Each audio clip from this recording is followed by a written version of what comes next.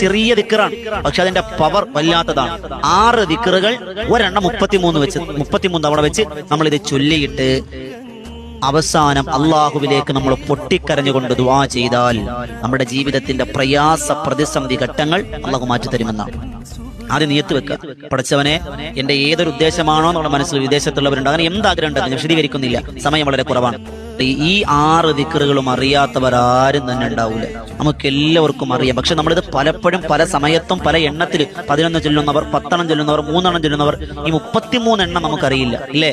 എന്നാൽ ചൊല്ലിക്കോളിൻ ഈ 6 ഏതൊക്കെയാണ്? അസ്തഗ്ഫിറുല്ലാഹൽ അദീം, സുബ്ഹാനല്ലാഹി വൽഹംദുലില്ലാഹി വലാ ഇലാഹ ഇല്ലല്ലാഹു വല്ലാഹു അക്ബർ, മാഷാ അല്ലാഹു ലാ ഖുവത ഇല്ലാ ബില്ലാ, അല്ലാഹുമ്മ സ്വല്ലി അലാ സയ്യിദിനാ മുഹമ്മദിൻ വഅലാ ആലിഹി വസഹ്ബിഹി വസല്ലം, ലാ ഇലാഹ ഇല്ലല്ലാഹുൽ മലിക്കുൽ ഹഖുൽ മുബീൻ, സുബ്ഹാനല്ലാഹി ബിഹംദിഹി സുബ്ഹാനല്ലാഹിൽ അദീം വബിഹംദിഹി അസ്തഗ്ഫിറുല്ലാഹ്.